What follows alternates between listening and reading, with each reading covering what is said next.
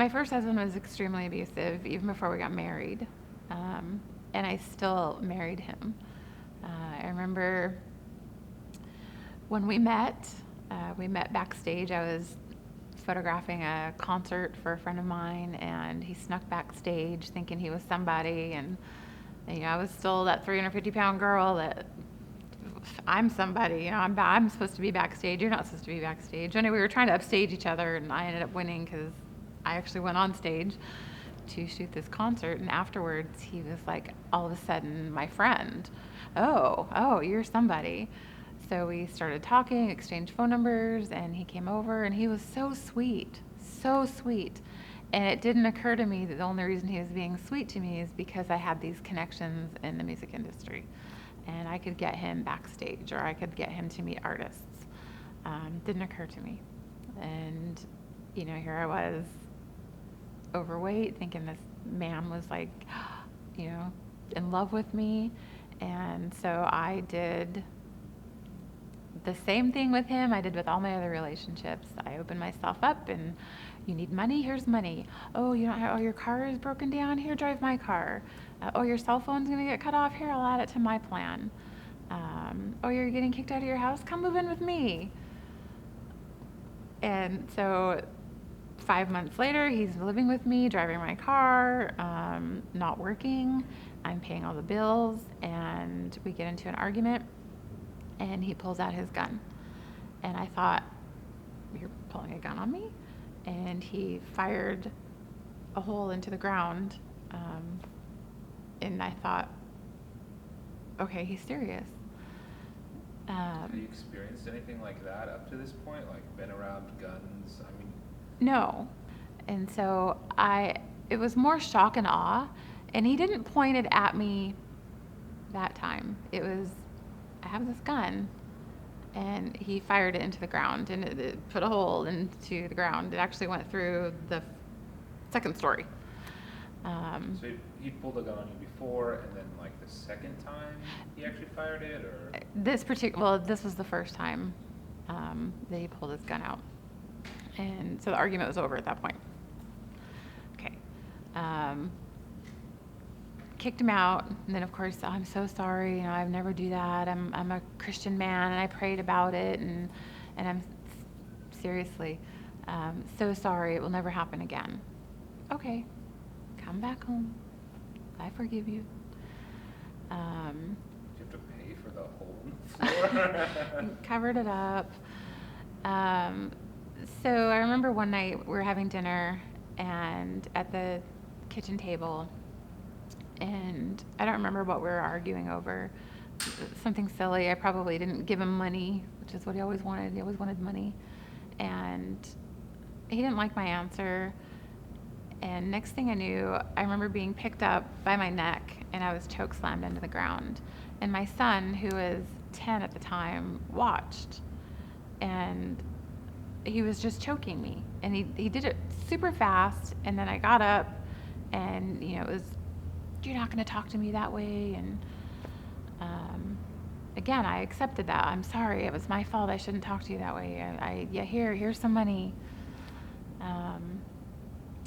Other times, I remember driving. Again, it was over money. He wanted to drive my car when I was at work, so I was driving to work as I normally did, and he wanted me to go to the ATM and pull out money. And I said, no, I can't. That's our rent money. And he pulled out his gun and held it to my leg, cocked the trigger back, held it to my leg while I was driving down the 90 freeway to work, and said, you're going to go to the ATM. And I remember honking my horn and flashing my lights, and he started to pull, and he was like, I will shoot you. I will shoot you in the leg. And I started crying, and he was, don't you dare cry, don't you dare make eye contact with other drivers. You're going to go to the ATM. And I was in the far left lane, and he actually reached over and grabbed the steering wheel and pulled me over into the far right lane so I could get off the freeway. And so I had no choice. Okay, I'm sorry. Drove to the bank, pulled out $300. Here you go. And then he dropped me off at work as if everything was happy. And I was so embarrassed, by my choices because I put myself in that situation, that I went to work and pretended like everything was fine. I started talking to an ex-boyfriend at friendship level, I need some advice. So I drove over to his house and spent an afternoon with him, shared with him. And my son's father knew about that and decided to tell my ex-husband that I was spending time with another man. And I was in school at the time. After work, I went to the University of Washington, and I got home from school one night, and he was standing on the front porch, and he said, "Let's go get some dinner." And I thought, okay, let's go get some dinner. And my son was standing just behind him, and he just had this look on his face, and it was kind of I'm scared, like something's not right. And he turned around and told my son, "It's okay, everything will be okay. Your mom will be fine." And at that point I thought, what's going on? Like, there's something wrong here. And didn't even think of what was going to happen. And we got in the car, and I drove maybe a mile up the street, and he said, pull over here." And I thought, well, why? And he said, "Give me your phone." So he took my cell phone and he started scrolling through it, and I had my ex's name in there under Holly.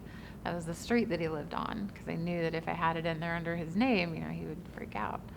So he said, "Holly, huh?" And I said, "Yeah." So he dialed the number, and of course he answered, and words were exchanged, and he said, drive around this corner here into this field." And I was shaking at that point because I knew he had his gun. I knew that was grounds for abuse. I knew something was coming. I didn't know what. And I remember parking the car, and he said, "Get out." And I thought, I don't want to get out. And he said, "Get out. Get out of the fucking car." And I remember walking, the headlights to my car were on, and I remember walking in front of it, and he said, "Get on your knees." And I did, and he said, "Get down on the ground. Put your face in the dirt." And so I thought, I seriously thought, I'm going to die here. I'm going to die here. And he fired twice in the air, and he said, "Get down on the ground." And I kept resisting, and he finally had his foot in my back. And he put that gun up to the back of my head, behind my ear, and I could feel it. It was hot, and I could feel it burning, and the pressure that he was putting on there, and then he cocked that trigger back. And I just remember thinking, who's going to take care of my son? And I was begging for him to stop. And I saw headlights kind of turn the corner, and he stood up. And that scared him because we were behind a restaurant. And he said, "Get in the car." And I thought, oh my gosh, this night is never going to end. Get in the car. And he drove, made me get in. And I was trying so hard to make some kind of contact with these people at this restaurant, and they just stood there. And I thought, how can you watch this? So we got back in the car and drove home, and I thought, oh, thank God we're home. I thought it was over. And Taylor came out, and he saw dirt on my face and on my clothes, and his eyes were like this big, and I said, I'm okay. And we got in the house, and we always had a little cue if I felt something wasn't going to be right and I didn't want him to be around. I said, "Go play at the neighbors." And that was his trigger to go to the neighbors and get help.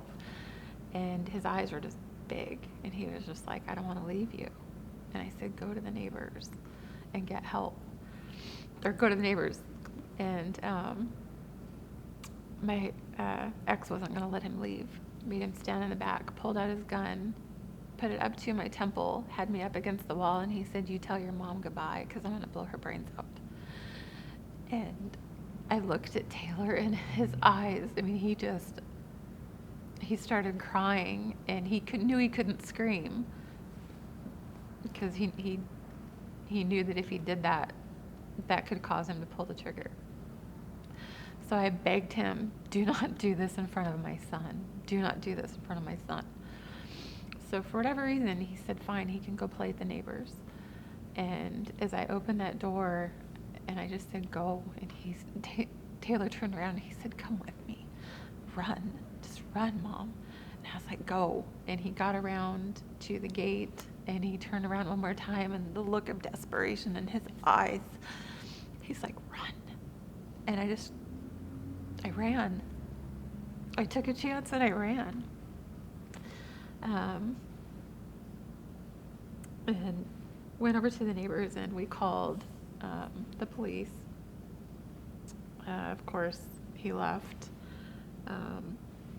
But the sad part is I still took him back.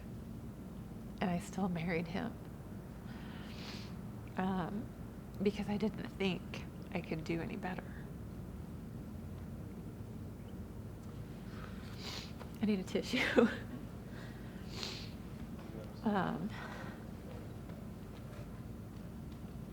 Oh, thank you.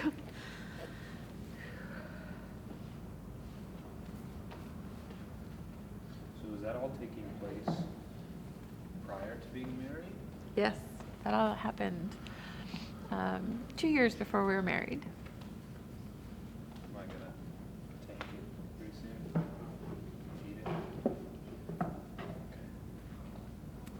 That was two years. 2 years before we were married. After I met with the police, the following day, they put a warrant out for his arrest. They confiscated his concealed weapons permit. He kind of went into hiding because he didn't want to go to jail. And I don't remember what sweet talk he used, but it worked on me because I ended up buying him a one-way ticket to San Diego so he could move. And I put him on a plane 2 weeks later, and he left. And that was just before Christmas in 2006. In July of 2007, I was relocated to Bakersfield for my job. And I knew that it was, a 4-hour drive to San Diego. We had very little contact during that time. I was trying to separate myself from that relationship. And when I moved to Bakersfield, I didn't have any friends, didn't know anybody. It was just me and Taylor, and it was great. But my office in Hawaii called and said, we need you to come help us on a project. And they needed me there for a week. Well, I couldn't leave Taylor with anybody here in Bakersfield because I didn't know anybody. So I had to take him with me, and I didn't have anybody to watch my dog. Well, for whatever reason, Taylor said to me, why don't you call him? I don't want to say his name. Why don't you call him and have him see if he'll come up and watch the dog? I'm sure he's changed by now. I'm sure he's learned his lesson. It's been 8 months. He doesn't have his gun. We know it was confiscated. And so I called him, and he said absolutely. He had been living with his sister, and he'd been working, and life was great, and he was happy, and he's over his anger issues, and everything was good. So he came up, and it was originally just supposed to be for the week that we were going to be away, and he ended up moving in, and then we married the following year.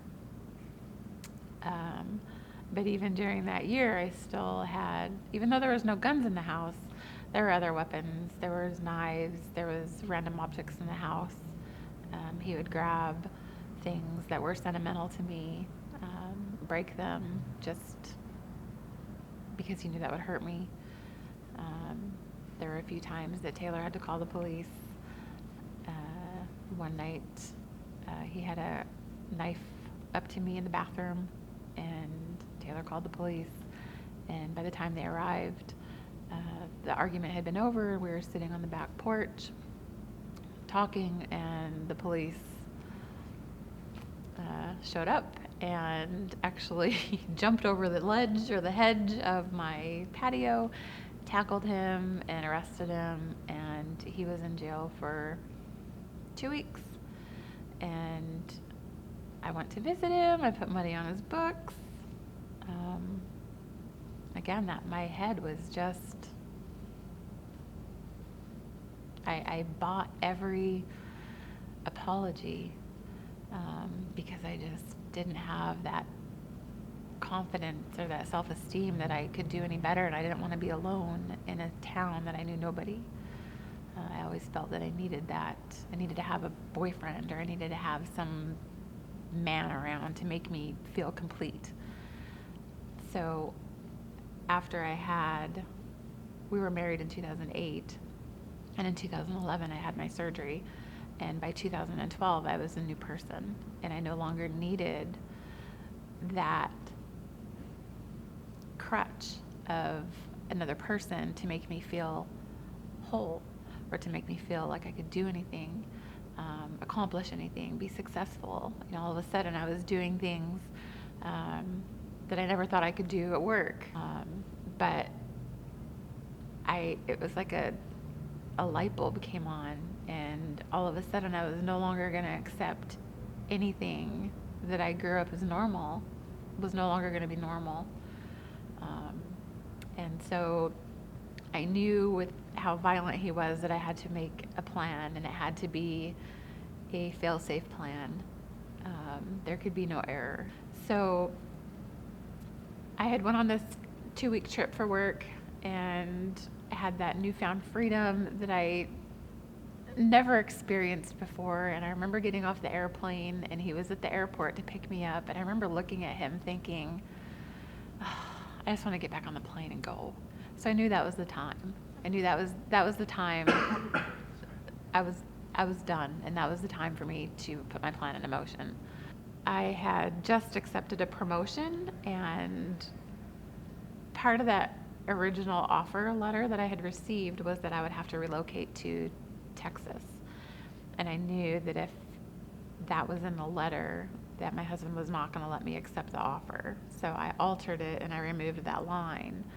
So when he saw the offer letter, he was just happy for me. Oh, great, you had a new promotion, more money. Even though I didn't get a raise. My son knew that the original letter had that line about moving to Texas within 2 years, and Taylor knew that he wasn't going to let me accept it. So I told him I removed it, and he thought that was a great idea. Well, he thought it was so great that he told his dad, thinking his dad would think that was a great idea. And his dad, in fact, didn't like my husband, so he thought, well, this is here, I'm going to get him out of the house.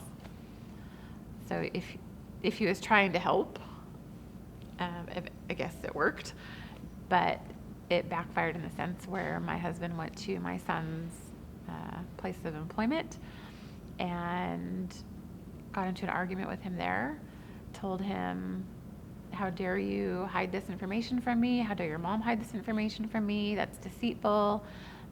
And essentially told him he was going to come home and kick my ass. So my son called me on my cell phone and wanted to immediately know where I was. I told him I was at the neighbor's house, and he said, stay there. And there was a fear in his voice, and it was the same fear that I had heard 4 years prior. That night when I was down on the ground, same fear. And do not go home, Mom, do not go home. And my friends were around me at that time, and they could hear the conversation, and so they were like, what's going on? And so I explained what had happened, and they said, we're going to your house, you're going to pack a bag, you're going to stay the night here, you're not going home. So we went over there, and I grabbed my purse and just a few work items, a couple of outfits, threw it in a bag, and ran back to the neighbors. And maybe an hour later, my husband showed up and he saw the bag. He grabbed all my stuff, including my purse, and ran back to the house. And I remember looking at my friends, and one was a pretty big guy, and he said, "All right, you ready for this?" And I said, "Yeah." And he said, "Tonight's the night." He said, "You're leaving." Okay.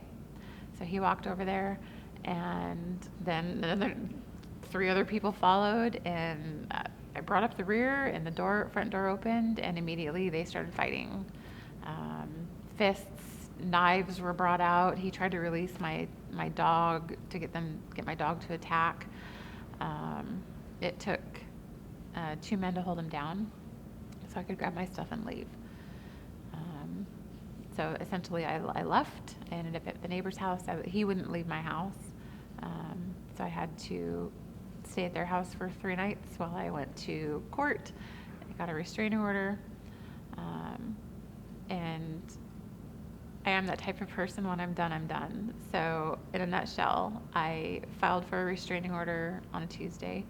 I picked up the order on Wednesday. I had him served on Thursday. I filed for divorce on Friday and served him with divorce papers on Saturday. I was done. We had a hearing for the restraining order a week later, and they encourage you to bring a witness who can testify to any of the violence that had been stated in the file. And so I brought my son, and I had to put him on the stand, and I asked him 10 questions. And one of the questions was, "Have you witnessed violent behavior?" And he said yes. And I said, "What have you witnessed?" And my assumption was only going to be the couple of things that I knew he had seen. But when he kept talking and kept describing and mentioning more and more events, I thought, how could I have been so blind? My son, here he is, he's 17 now, and he witnessed for 5 years, all this abuse that I knew I had seen it, but I thought I had protected him. And then when he mentioned that he had filed a restraining order against him a year prior because he had threatened him, I didn't know about that. And all I can say is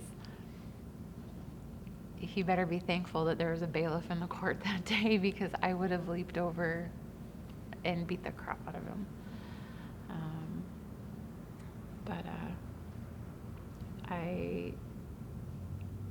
After the court finally accepted my divorce papers, I was done, and I haven't heard from him since.